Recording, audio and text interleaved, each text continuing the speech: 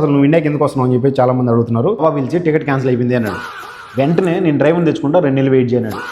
మరుసటి రోజు night phone చేసి నాకు రేపు పొద్దున్నే డ్రైవర్ వస్తున్నాడు అన్నాడు. ఫేక్ ఐడీలు వేసుకొని వచ్చి అయితే కామెంట్లు పెడతా ఉంటారు. ఫ్రెండ్స్ అందరికీ నేను మీ శివ 3 పాయింట్ల గురించి మాట్లాడతా. ఒకటి వచ్చేసి అసలు నువ్వు ఇండియాకి ఎందుకు వస్తున్నావు అని చెప్పి చాలామంది అడుగుతున్నారు. రెండోది వచ్చేసి మనకి టార్గెట్ చేసి అది పనిగా కావాలనే కొంతమంది 4-5 కామెంట్లు ఒకటేలాగా పెడుతున్నారు. అది ఫేక్ ఐడీలతో పెడుతున్నారు. సో వాళ్ళు నన్ను బ్యాడ్గా పోర్ట్రేట్ చేయాలనుకుంటున్నారు. దాని గురించి మాట్లాడతా. మూడోది వచ్చేసి మా సార్ నన్ను ఇండియా పంపించే ముందు నా టికెట్ క్యాన్సిల్ అయిపోయింది. సో సార్ చేశాడా లేదంటే అది క్యాన్సిల్ అయిపోయిందా తెలియదు, కానీ డ్రైవర్ని తెచ్చుకుందాక వెయిట్ చేయమని చెప్పేసి నాకు మా సార్కి మధ్య ఒక చిన్న డిస్కషన్ అయితే జరిగిందనమాట. సో ఫస్ట్ పాయింట్ గురించి మాట్లాడుతున్నా. నేను అసలు ఇండియాకి ఎందుకు వస్తున్నానని చెప్పి చాలామంది యూట్యూబ్ నమ్ముకొని వస్తున్నాడేమో, ఇక్కడికి వచ్చిన తర్వాత అంత ఇదవ్వదు, దెబ్బ అయిపోతాడు, అక్కడ శాలరీలు వస్తున్నాయి, మంచిగా యూట్యూబ్ రన్ అవుతుంది, డబ్బులు బాగా వస్తున్నాయి, వ్యూస్ బాగా వస్తున్నాయి, ఇక్కడికి వచ్చిన తర్వాత ఆ వ్యూస్ రావు, డబ్బులు రావు అని చెప్పేసి అనుకుంటా చాలామంది వాళ్ళ ఊహల్లో వాళ్ళ ఒపీనియన్ చెప్తున్నారు. మీరు మీ ఒపీనియన్ చెప్పడంలో మాత్రం నేను అస్సలు వద్దని చెప్పను. కానీ నేను యూట్యూబ్ నమ్ముకొని అండ్ డబ్బులు నమ్ముకొని ఏదో వ్యూస్ వస్తున్నాయి కదా, ఇక్కడే లైఫ్ లాంగ్ ఇక్కడే చచ్చిపోదాము అనేది అయితే లేదు. నాకు నా ఫ్యామిలీతో ఉండాలనిపించింది. మిడిల్ క్లాస్ మెంటాలిటీ ప్రతి ఒక్కరికి ఎలా ఉంటుందంటే, మనకంటూ సొంత ఇల్లు ఉండాలి, లైఫ్లో మన ఫ్యామిలీతో ఉండాలి, హ్యాపీగా వాళ్ళతో ఎంజాయ్ చేయాలి, తర్వాత ఇంకేమన్నా అయినా పర్లేదని చెప్పేసి అనుకుంటూ ఉంటారు. ప్రతి ఒక్కరికి అలానే ఉంటుంది. కానీ ఈ గల్ఫ్ దేశాలకు వచ్చేసి ఇక్కడ డబ్బులకు ఆశపడి డబ్బులకు అలవాటు పడిన తర్వాత వాళ్ళ ఫ్యామిలీలో ఉన్న మెంబర్స్ అంతా కువైట్లోకి వచ్చేసి ఇక్కడే సెటిల్ అయిపోదాము, ఇక్కడే డబ్బులు బాగా సంపాదిద్దాము, ఇంటికాడ ఉండే పిల్లలు పనికిరారు, పెద్దలు ఇంక వాళ్ళందరినీ పట్టించుకోరు అనమాట. కొంతమంది ఇక్కడ నుంచి డబ్బులు పంపిస్తున్నాం కదా, ఫ్యామిలీ ఉంటారులే అని చెప్పేసి ఇక్కడ వాళ్ళ ఎంజాయ్మెంట్ చూసుకుంటూ ఉంటారు, అక్కడ వాళ్ళ ఎంజాయ్మెంట్స్ని పక్కన పెడతారు. సో ఫ్యామిలీకి అంతా దూరంగా ఉంటారు. ప్రతి ఒక్కరు అట్లే ఉంటున్నారు. ఇక్కడికి వచ్చిన తర్వాత ఇంకొంతమంది ఇబ్బంది పడుతున్నారు. శాలరీలు కరెక్ట్గా రాక, వాళ్ళు అనుకున్న గోల్స్ రీచ్ అవ్వక ఇబ్బంది పడుతూ ఉంటారు. కానీ నాది అలా కాదు. నేను వచ్చా 4 సంవత్సరాలు కష్టపడ్డా, మంచిగా ఇల్లు కట్టుకున్నా, ఆ ఇంటికి సంబంధించి కొంచెం అప్పు ఉండటం వల్ల ఈ సంవత్సరం కూడా వచ్చా, లేకపోతే లాస్ట్ ఇయర్ ఇంటి దగ్గర ఆగిపోయినటువంటి. నేనైతే ఇప్పుడు యూట్యూబ్ నమ్ముకొని రావట్లే. ఎందుకంటే 4 సంవత్సరాల ముందు నా దగ్గర యూట్యూబ్ ఛానల్ లేదు. ఇప్పుడు నా దగ్గర యూట్యూబ్ ఛానల్ ఉన్నది. రేపు యూట్యూబ్ ఛానల్ ఉంటుందో ఉండదో తెలియదు. ఓకేనా?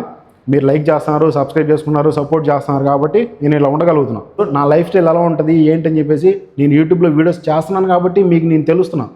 నేను ఇప్పుడు ఇంటికి వస్తున్నాను రాలేదనేది కూడా మీకు తెలియడానికి కారణం ఏంటంటే నేను యూట్యూబ్ చేస్తున్నాను కాబట్టి. ఫ్యూచర్లో ఒకవేళ నా దగ్గర యూట్యూబ్ ఛానల్ లేకుండా ఇది డిలీట్ అయిపోవచ్చు, నేను వీడియోస్ చేయకుండా ఆపేయచ్చు, లేదంటే నాకు ఏదైనా ఇంకా బిగ్ ఆపర్చునిటీ రావచ్చు, చెప్పలేం. సిచ్యువేషన్ ఎలా ఉంటుందో తెలియదు. ఒకప్పుడు నా జోబులో ఏం ఉండేది కాదు. ఫ్రెండ్స్తో పోయినా ఏదన్నా తినాలన్నా తాగాలన్నా కూడా ఫ్రెండ్స్ ఏదన్నా పెడితే నేను డబ్బులు ఖర్చు పెట్టించుకునేవాడిని, తినేవాడిని, తిరిగేవాడిని వాళ్ళతో పాటు. ఈరోజు నా దగ్గర 10 రూపాయలు చిల్లర ఉంది. నేను ఏదైనా ఖర్చు పెట్టాలన్నా కూడా పెట్టగలుగుతా.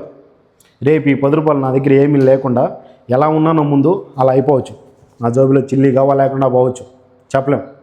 కానీ లైఫ్ అనేది ఒకసారి వెళ్ళిపోయిన తర్వాత మళ్ళీ రాదు. అది నా ఆలోచన. నేను ఎప్పుడు వీడియోస్ అయితే చేస్తూ ఉంటా. మీరు చూడొచ్చు, మీకు నచ్చితే లైక్ చేస్తారు, లేదంటే అన్లైక్ చేస్తారు, లేదా బ్యాడ్ కామెంట్ పెడతారు, మంచి కామెంట్ పెడతారు, ఇంకా మంచిగా చేయి బ్రో అని చెప్పేసి సజెస్ట్ చేస్తారు. నేనైతే వీడియో చేయడం ఆపను. పల్లెటూరులో పుట్టి మిడిల్ క్లాస్లో పుట్టిన వాళ్ళం కాబట్టి కష్టపడడం తెలుసు, డబ్బులు సంపాదించడం తెలుసు, దాన్ని మిగలబెట్టడం కూడా తెలుసు అనమాట. సో ఎంతో కష్టపడ్డాం. చిన్నప్పటి నుంచి కూడా సేద్యం చేసాం, ఎన్నో పనులు చేసాం, ఎలక్ట్రీషియన్ వర్క్ నేర్చుకున్నా, ఇంటర్మీడియట్ ఫెయిల్ అయిపోయినా, చదువు రాదు, ఏం రాకపోయినా కూడా కష్టపడి సంపాదించి ఫ్యామిలీని చూసుకోగలిగే సత్తా మాలో ఉంటుంది. మేము చేయగలుగుతాం. అందులో నేను ఒకరిని ఖచ్చితంగా నేను చేయగలుగుతా. మిడిల్ క్లాస్లో ఉన్న వాళ్ళంతా కష్టపడి ఏదో పని చేసుకోగలుగుతారు, చేస్తూ ఉండేవాళ్ళు కూడా చాలామంది ఉన్నారు. సో వాళ్ళలో నేను ఒకడిని కాబట్టి ఇండియాకి వచ్చిన తర్వాత సేద్యం చేసుకోగలుగుతా, గొర్రెలు మేపుకోగలుగుతా, ఆవులను మేపుకోగలుగుతా, ఎనవలను మేపుకోగలుగుతా, ఇంకా ఏదన్నా ఎవరి దగ్గరన్నా పని చేయడానికైనా వెళ్ళగలుగుతా, సిమెంట్ పని అయినా చేస్తా, మేస్త్రి పని అయినా చేస్తా, ఏ పనైనా నేను నేర్చుకొని చేయగలను. మోటార్స్ వైండింగ్ చేస్తా, ఎలక్ట్రీషియన్ వర్క్ చేయగలుగుతా, ఏసీ వర్క్ చేయగలుగుతా. మనం మిడిల్ క్లాస్ మెంటాలిటీ అది. నాకంటూ సొంత ఇల్లు కట్టుకున్నాను కాబట్టి ఇండియాకి వచ్చేద్దాం అనుకుంటున్నా.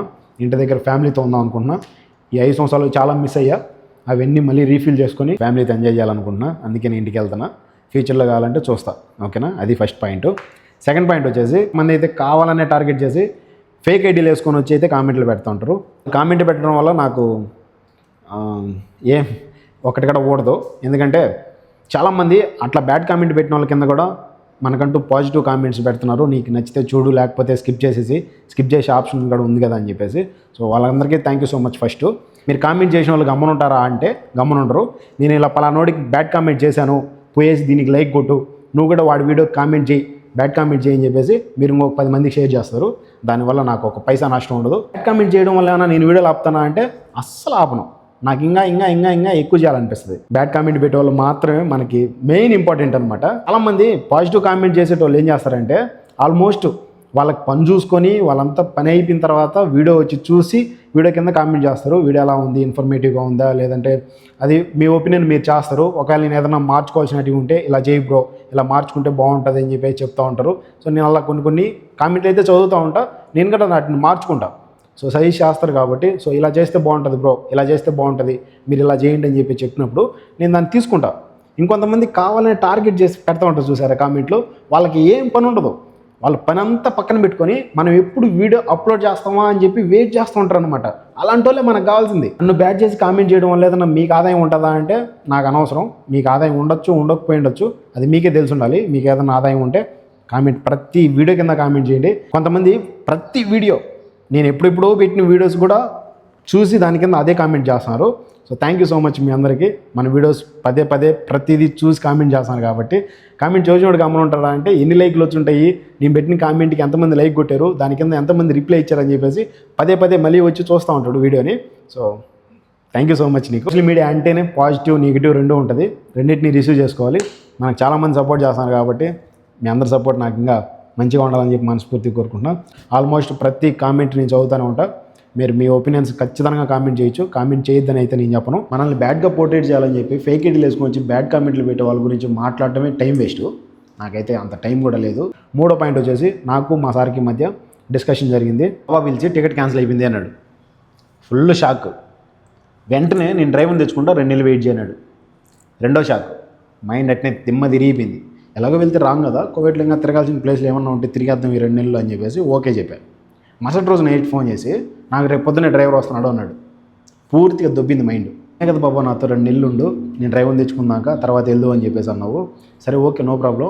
ఎలా తెచ్చుకున్నావు అసలు డ్రైవర్ని అంత సడన్గా అంటే వాళ్ళ ఫ్రెండ్ కోవిడ్కి తెప్పించుకోవాలని చెప్పి వీసా ఇచ్చినాడంట. అతను కోవిడ్కి ఇంకా టైం అయిపోతుంది అనగా 2 రోజులు 3 రోజులు టైం అయిపోతుంది అనగా టికెట్ వేసి 78,000 80,000 టికెట్ వేసి నిన్నే తెప్పించాడు డ్రైవర్ని.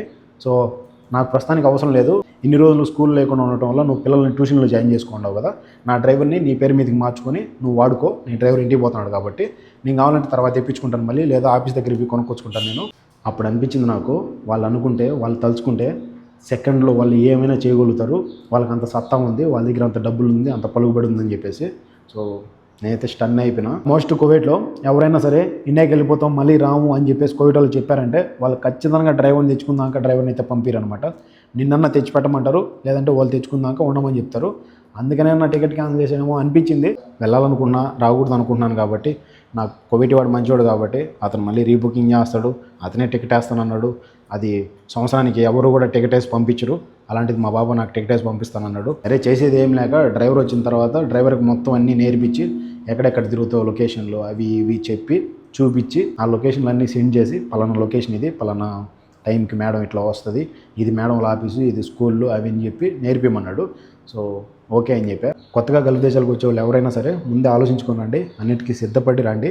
ఇక్కడికి వచ్చిన తర్వాత వెంటనే మాకు నచ్చట్లేదు పోతామంటే మాత్రం ఒప్పుకోరు, పంపిరు. ఓకేనా? అందరూ ఒకేలాగా ఉంటారు, కొంతమంది మాత్రమే మంచి వాళ్ళు ఉంటారు అనమాట. సో జాగ్రత్త, వచ్చే ముందు ఆలోచించుకోనండి. అందరూ మంచిగా ఉండాలని మనస్ఫూర్తి కోరుకున్నా. నేను ఆ పక్కనుండే మనిషితో పోల్చుకోవడం పక్కన పెట్టి మన లైఫ్ స్టైల్ ఎలా ఉంది, మనం ఎలా ఉండాలనుకున్నాం, మన సంతోషం, మన ఫ్యామిలీ, మన హ్యాపీనెస్.